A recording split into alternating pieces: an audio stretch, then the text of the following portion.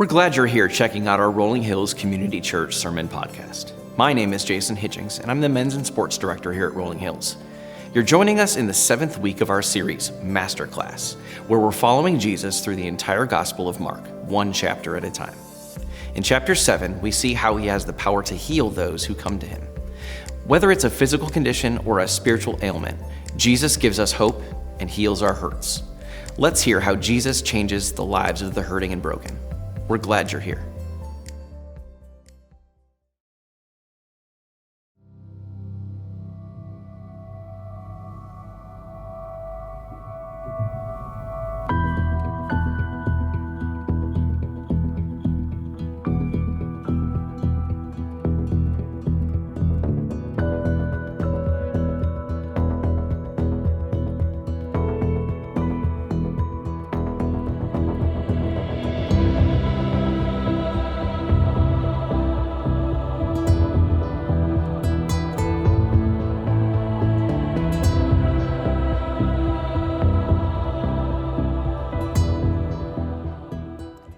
Well, good morning, Rolling Hills Franklin campus. It is great to be with you today. As Eric said, I'm Kelly Minter, and I attend our Nashville campus. So I don't get to see you all nearly enough, but it is great for me to be here with you today. So we are going to be continuing in our series, the Master Class, out of Mark chapter 7. So if you have your Bibles or a device and you want to just kind of get settled there, we're going to be in Mark chapter 7. And I'm going to tell you, since it's kind of impossible to truly take the whole chapter and do it justice in just 35 minutes, I'm really going to focus on, out of the 3 stories that are there, I'm going to mostly focus on the second one.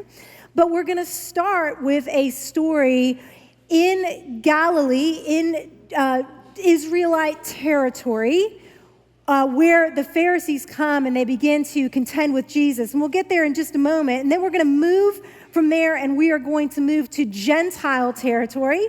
And we're going to see how Jesus begins to show that those who think they are insiders, religious insiders, are actually the outsiders in his kingdom. And those who are outsiders are becoming insiders. So before we even jump into the text this morning, as I welcome you who are joining us online from all over, and as I welcome you here today, my prayer is that no matter how you came here today, especially if you feel like an outsider, I hope and pray that by the end of getting through our text today, that you will see through the person of Jesus Christ that you can be an insider. And that's really what so much of this message is about today. Okay, so I'm going to summarize the top of Mark. And before I begin to summarize that passage, you may be wondering why there is a vase of flowers up here.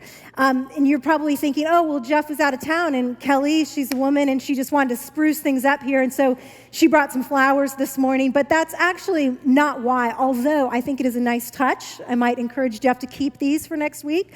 But 25 years ago, I was sitting in a class, and there was a Bible teacher that was there, and he was sharing something. He had this illustration. He had this vase with water in it. And he said to the class, he said, okay, now if I come up to this vase here and I accidentally or on purpose bump into it and water spills onto the floor, he says, I have a question for you. Why did water just now spill onto the floor? And maybe you would answer the question the exact way that I answered the question, and why the exact way that the whole class answered the question, which is, well, water spilled onto the floor because you just rammed into the vase. And he said, that is exactly not the right answer. He said, water spilled onto the floor because there was water in the vase. Had there not been water in the vase, I could have knocked into it as many times as I wanted, and no water would spill onto the floor. So I want you to keep that illustration in mind as I summarize, and then we will read what was happening at the top of Mark chapter 7. So keep that flower vase in your head. You have the Jews, the religious leaders, the Pharisees, the keepers of the law, that had come from Jerusalem, and they had gone all the way north to Galilee, where Jesus was, still in Israelite territory. And they come into a place where Jesus is sitting with his disciples. They are dining. And the Pharisees are concerned because Jesus' disciples are eating with unwashed hands. Now, this is a big deal for us, even today, because none of us in this room, none of us knew how to wash our hands until 2020. We didn't care about it. We didn't think about it. Now there's a whole thing. Someone told me after the first service that the Apple Watch has a hand washing timer. So when you start washing, this is why I don't have the Apple Watch, but when you start washing your hands, it times you, okay? But that is actually not what the Pharisees were all up in arms with, because it really wasn't so much about disease or sickness. It was a ceremonial purification that they had added to God's law that was not part of God's law. And so when the Pharisees would leave the marketplace, they would not only wash their hands as a way of religiously purifying themselves, setting themselves apart from everybody else, but they would also clean the pitchers and the cups and the plates. Well, they were upset that Jesus and his disciples were not following this, and Jesus has a little master class of his own. And we are going to start with his response to the Pharisees, and not just, but he summons the crowds in verse 14 of chapter 7, and this is what he says. Summoning the crowd again, he told them, "Listen to me, all of you, and understand. Nothing that goes into a person from outside can defile him, but the things that come out of a person are what defile him." When he went into the house away from the crowd, his disciples asked him about the parable. He said to them, "Are you also as lacking in understanding? Don't you realize that nothing going into a person from the outside can defile him, for it doesn't go into his heart, but into the stomach and is eliminated. Thus he declared all foods clean. And he said, what comes out of a person is what defiles him, for from within, out of people's hearts come evil thoughts, sexual immoralities, thefts, murders, adulteries, greed, evil actions, deceit, self-indulgence, envy, slander, pride, and foolishness. All these evil things come from within and defile a person." And so what Jesus is saying here to the Pharisees is that you think you can cleanse your heart by washing your hands and by cleaning the pitchers and the cups and the dishes. But I'm telling you that the defilement, what makes a person defiled, is not the germs on their hands. It is what comes out of their hearts. And what has happened, and I think what is happening right now, I think for many of us, is that we want to blame others for what is happening in our own hearts, the sin in our own hearts. In fact, the other day, I was pulling up to my house. A friend was dropping me off, and I was coming around the front of the car, and she just laid on her horn just to get under my skin. I mean, just to scare the living daylights out of me. And it made me so mad. And I did not react in a Christ-like way. And when I did not react in a Christ-like way and I turned around, there were my neighbors sitting on the front porch, just witnessing the whole thing.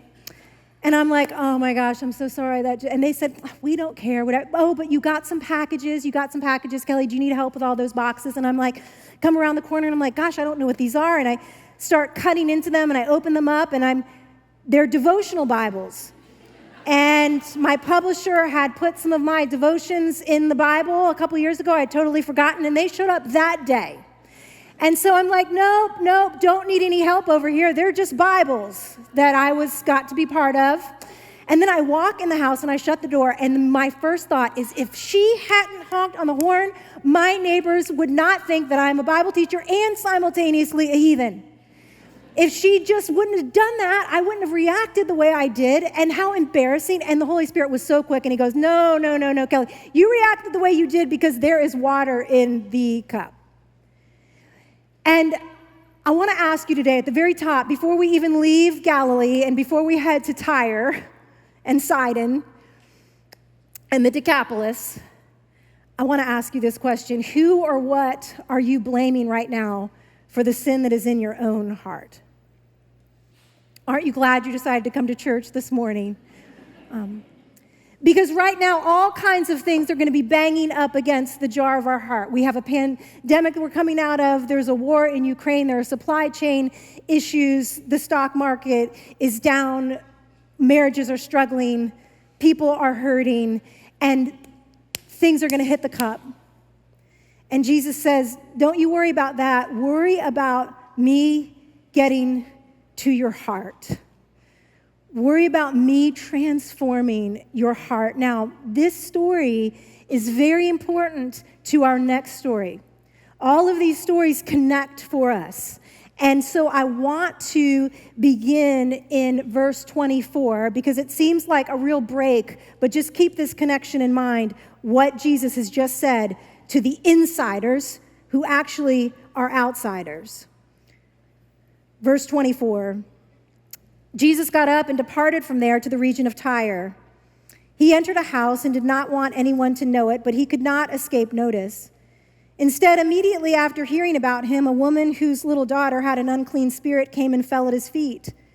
The woman was a Gentile, a Syrophoenician by birth, and she was asking him to cast the demon out of her daughter. He said to her, "Let the children be fed first, because it isn't right to take the children's bread and throw it to the dogs." But she replied to him, "Lord, even the dogs under the table eat the children's crumbs." Then he told her, "Because of this reply, you may go. The demon has left your daughter." When she went back to her home, she found her child lying on the bed, and the demon was gone. Now, it's important that we understand our geography here, because Tyre sits to the northwest of Galilee, quite a bit to the northwest on the water. And Syrophoenicia, or Phoenicia, was a Gentile territory. This would have been a pagan place. This was enemy of the Jews. This is everything. That place of Tyre represents everyone and everything that the Pharisees, who were washing their hands and had clean plates and dishes, everything about Tyre was unclean to the Pharisees. So while Jesus is talking to the Pharisees and the crowds there about what it means to truly be pure, he not only has left the Jews theologically, but he is about to leave them geographically. Because now he is up in Tyre, where the people appear to be unclean to the Jews. And this is, at first, it is an off-putting story. Jesus appears to call a woman a dog. And I just so appreciate that Pastor Jeff is out of town and that I have this chapter today.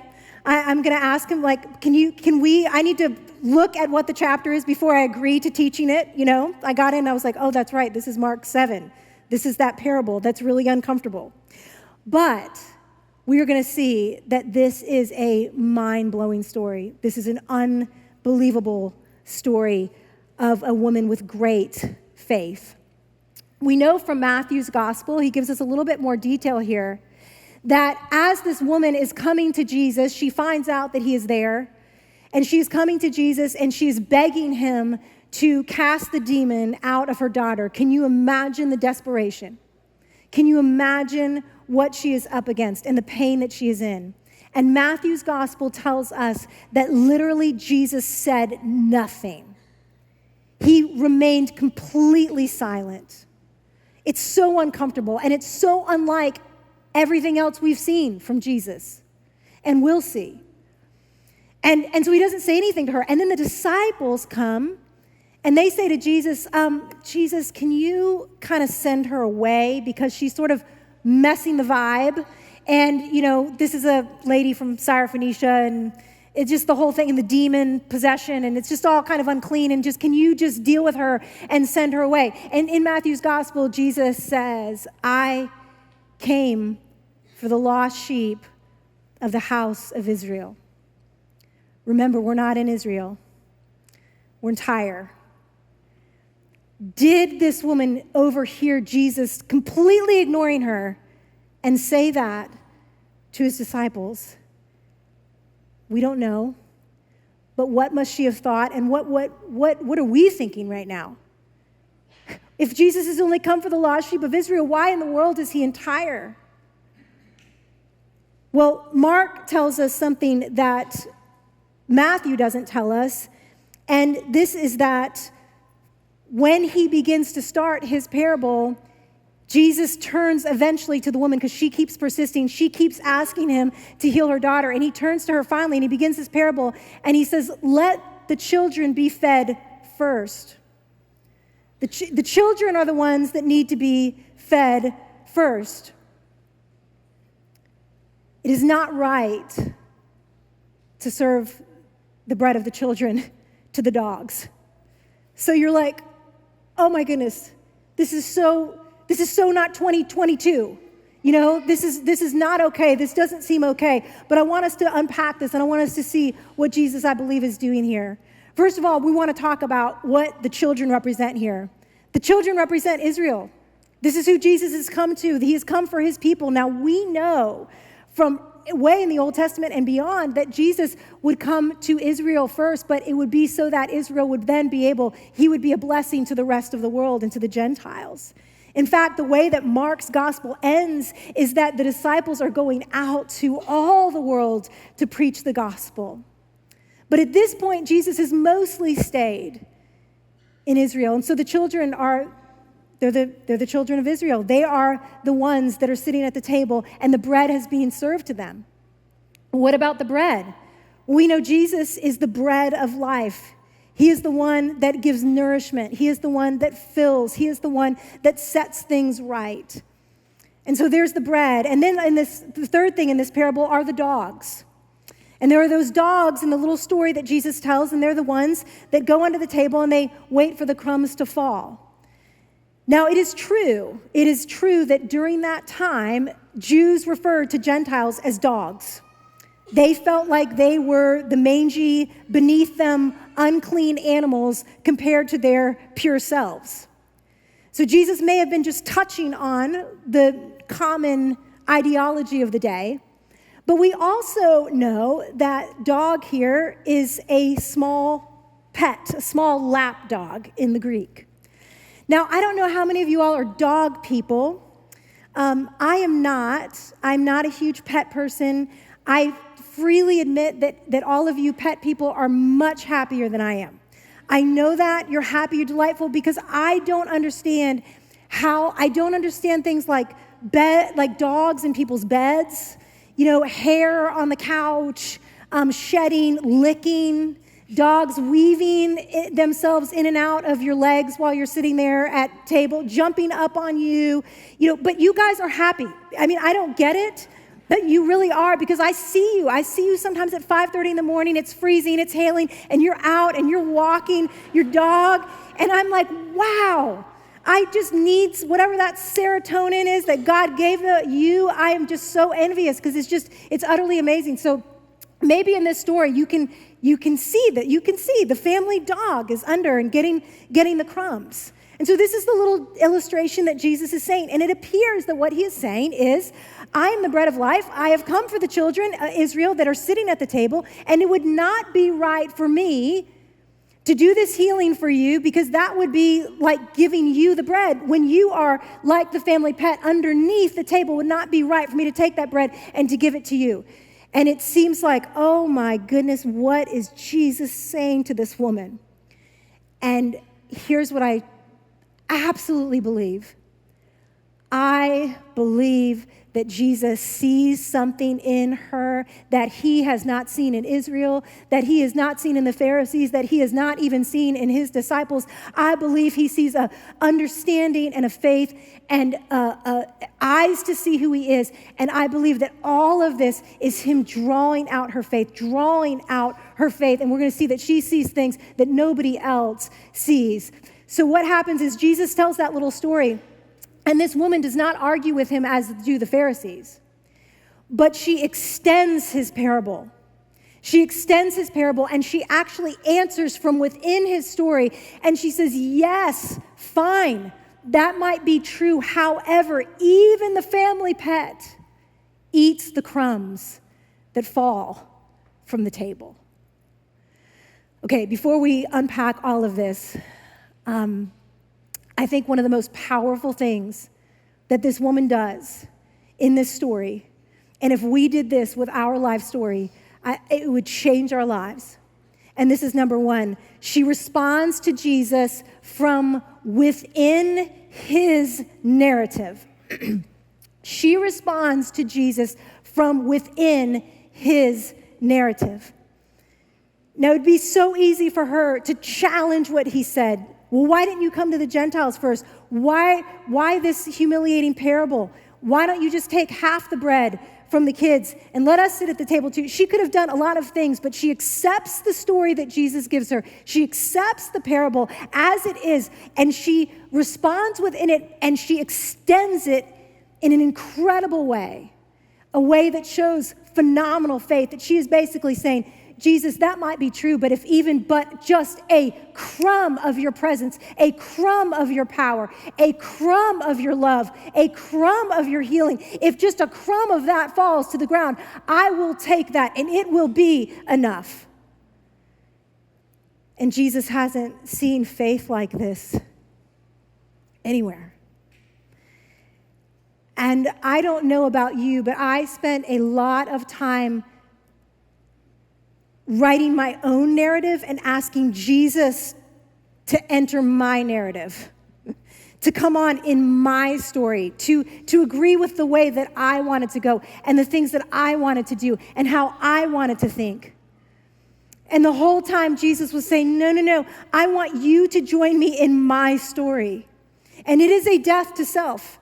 It is a dying to our own stories. And let me tell you, our culture right now, we are all about this narrative. We are all about you do you write your truth, you live by your truth, you do what makes you happy, you write that story, and then if you want to believe in Jesus, great, invite him into your little story. Right in the middle of the pandemic a couple years ago, I was reading an article, and it was a psychologist, I believe, at the time, and she was basically saying, hey, we've all had a lot of hard things, a lot of people knocking into our jars, things are tough. And she said, one thing that might help is if you get a pen and you get a journal and you just write the story that you want to be true. And as you write that story that you want to be true, make yourself the hero of the story. Now, I was like, I don't mean this meanly at all, but I was like, that's the most unhelpful thing I've ever heard in my life. Like, I know I'm not the hero. I know I can't do it. I've hit so many ceilings the last few years, it's ridiculous. And I hit ceilings in my own heart. I don't want to be, I don't want to be that. I want to join Jesus' story. I want to be in his story. And so I just want to say to you today, and I just want to encourage you, and I hope it feels encouraging, that if you have any story that is not in accordance with God and his word, and his goodness and his righteousness and his love, abandon that story and join his story. Because when we die to our story for his story, we truly do live the best story that we can live. And this is just unbelievable that this woman joins Jesus in his narrative. I love it so much. It does not go against our inclinations. Boy, does it ever go. Taking up our cross and following Jesus goes against our inclinations, but it is the life that is truly life. Okay, this is number 2. She valued what others didn't. She valued what others didn't. Now, again, we are living in a world, we have a lot of values in our culture right now, whether it's money or wealth or vacation, all kinds of experiences, not necessarily bad things, many of those really good things, but we value things so often other than Jesus Christ. And the same thing was happening 2,000 years ago. The Pharisees were in a conversation with Jesus. He is the bread of life. He is teaching them. He is standing right there with them. The crowds are there. Even the disciples are there. And they don't get it. They don't value it. And so I think that's one of the reasons that Jesus goes, okay, I'm heading to Tyre. I'm going to head to the Decapolis. I'm going to get out of the people who aren't interested here. And I'm going to go to some people who actually value, who have faith in me. And here's what I mean by she values what others didn't. Back to our family pet situation. It's interesting that the family dog, if you have one, they value what falls to the ground from our plates, right? We don't value what falls to the ground from our plates. I have never one time gotten under the table and waited for something to fall off someone's plate so that I could get to that. But if you have ever been at someone's house that has a dog, you know that when you sit down to the table, that dog will sit there and stare a hole into your brain until you give it something from your plate, right? Because they value what we don't. I have a friend who has a dog, Ruby, and whenever we have steak, we don't even think about throwing away the edges. Whatever parts we're not eating, we wrap that up, and she takes it home on like a little golden platter for Ruby. Because Ruby values what we do not. And this woman, what everybody else was saying no to, this woman said, oh, Jesus, oh, just a crumb. Just whatever falls, whatever scraps fall to the ground is going to be more than enough, more than sufficient. And here were the children sitting at the table that weren't getting it. Even the disciples so often, this woman gets ahead of the disciples in her understanding of what Jesus can do and who he is. And so I pray today for us that this would be a wake-up call and a challenge for us. That if we're children sitting at the table and we're full and we don't care and we're selfish, that we would come to the table anew. Maybe we're sitting there and we're unsatisfied because we've let the things in our heart, we've let the sin in our heart get in the way. Maybe we're unsatisfied because we're blaming everybody else for how hard things are, how hard life is. Maybe we're there because we're like the Pharisees and we want to trust in ourselves. We got this, God. We got this. We don't need you. And at that point, yeah, the bread of life, we're not going to value that so much. But when we come to Jesus like this woman, desperate, with a ton of faith, with persistence, not demanding that Jesus enter our story, but saying, Lord, I'm there. I'm in your story. Got it. It's so powerful what's happening here. So not only does she join Jesus in his narrative, not only does she value what others didn't, but last, she doesn't give up.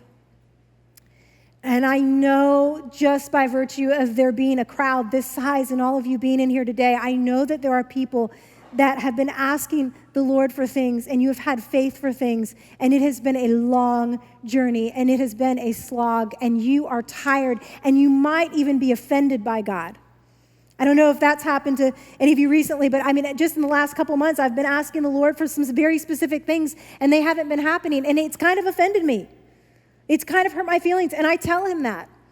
I say, Lord, I ask, and I'm a little disappointed here. But that's okay. I believe that's relationship. And that's me still coming back to the Lord and saying, but still, Lord, you are the one I have. Still, we were singing that song, I raise a hallelujah in the middle of the mystery. There's mystery in this life. And I'm certain that parable must have struck that woman as what in the world, but even in the middle of the mystery, even in the middle of what could have been offensive, she believes that God is good and she still comes to him and she throws herself at Jesus' feet and she is persistent. She will not take no for an answer, but not in the way that the Pharisees wouldn't take no, but in the, oh no, Jesus, I am not going to stop. I believe in who you are, I believe in what you can do, and I am going to keep persisting.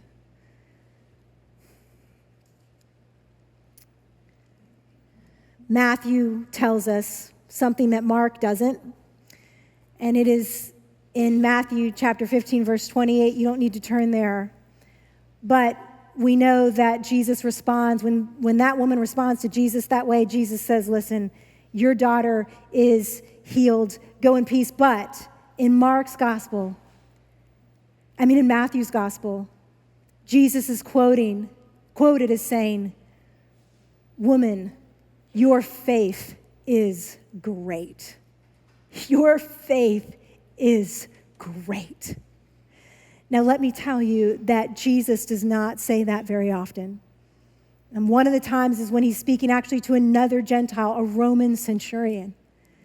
And we see here that here the Pharisees, the insiders, the religious elite that had clean hands and clean dishes and clean cups and knew the Torah, knew the law, had it all together on the outside. Jesus is like, I'm out of here. And then here is a woman that probably knows nothing of Jewish law, that is in a pagan place, hasn't washed her hands in who knows when, doesn't care about the wash dishes, doesn't care about the ceremonial uncleanness, but all she does is she comes to Jesus in faith. And that's what Jesus responds to.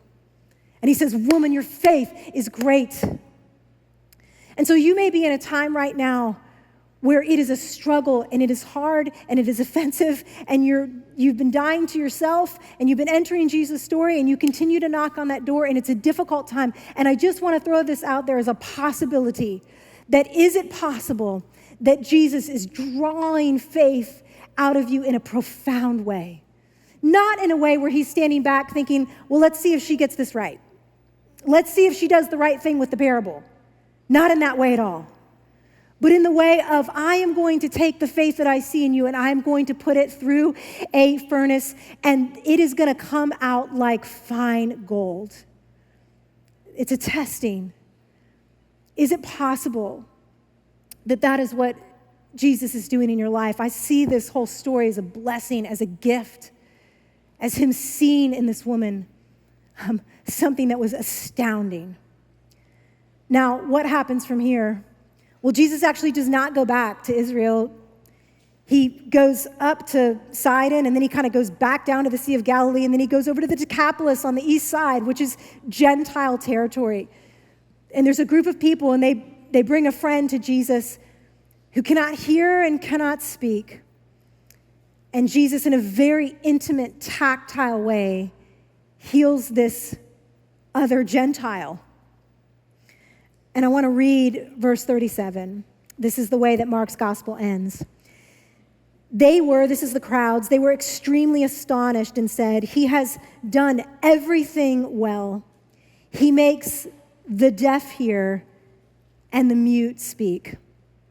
Now that phrase, the deaf hear and the mute speak, that comes straight out of Isaiah 35. And it's a wonderful text if you want to go and read that this morning. But Isaiah 35, where where the prophet Isaiah talks of a coming day where the deaf would hear and the mute would speak. And it would be the day of the Messiah.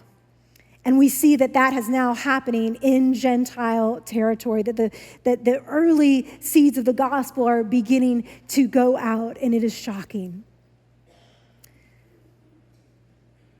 But here's what I want us to see today. This woman from Syrophoenicia, she sits in between two other bread stories. Okay, so there's this bread motif going on. She's happy with even just the crumbs because she understands the value of Jesus. But it happens in between two bread stories. If you were with us last week, you heard Pastor Jeff talk about the feeding of the 5,000. And what happened? He fed the 5,000 plus, and there were 12 baskets left over. And the 12 baskets most likely represent the 12 tribes of Israel, showing Jesus' sufficiency, his bread of lifeness for all of Israel. But after he has this encounter with this woman from Syrophoenicia, he goes to the Decapolis, and next week you will hear Pastor Jeff teach about the feeding of the 4,000 plus. And maybe you, like me, have thought, now why in the world is there a feeding of 5,000 and 2 chapters later there's a feeding of 4,000? Like, once we know Jesus can do it, like, isn't it just enough that he just did it? And why take up extra space? The feeding of the 4,000 happens in Gentile territory, and there are not 12 baskets that are left over, there are 7 baskets.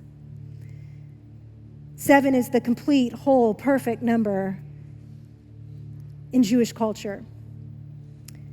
And so what it appears that Jesus is showing is not only has he come for all of Israel, but he has also come for all of the Gentiles, for all of us, for all of the rest of the world. And together you have all of the world that he has come for, that he is the bread of life for. But sitting right in between these two mass feedings is one woman who is satisfied with just a crumb. from his table. And I just wonder, was her faith the precursor to what God was about to blow open in Gentile territory? To me, she is like a swinging door between the feeding of the 5,000 in Israelite territory and the feeding of the 4,000 plus in Gentile territory. This woman sits right in between those two. And I just wonder, who is on the other side of your faith? Do you see what I'm saying? Is the Lord, has he put out something for you and he's saying, listen, believe me for who I say I am. Believe me for what I say I can do. And is he drawing out your faith? And if you are to put your faith in him, if you are to join his story, what in the world is waiting for you on the other side of that? What might Jesus do on the other side of that? No, we don't put any hope in our faith. We don't put faith in faith. We put faith in Jesus. But I cannot help but see how this woman plays a vital role in the gospel going from Israel to the rest of the world. Are we willing to have faith in Jesus today? Are we willing to obey him today? Are we willing to join him and do what he asks us to do? Who might be waiting on the other side of that faith? Lord, I thank you so much for what you're doing in our midst today. Lord, I thank you for who you are. Lord, I pray that you would stir faith in our hearts, Lord. Lord, you are the one that works miracles. You are the one that changes lives, Lord. You are the one that does healings. You are the one that restores our sinful hearts. Lord, do more than we could ask or imagine. And don't let anything get in the way of our faith in you. In Jesus' name, amen. Thank you for checking out our Rolling Hills Sermon Podcast, part of the Rolling Hills Podcast Network. If you enjoyed this sermon, make sure to share it with loved ones and subscribe so you can tune in each time we release a new sermon. Don't forget to check out our other awesome content, like the Making History Parenting Podcast, Men's Leadership Network, and the RH Women's As You Go podcast. If you're interested in learning more about Rolling Hills, go ahead and download our app, follow us on social media, or visit our website at rollinghills.church. We'll see you next time.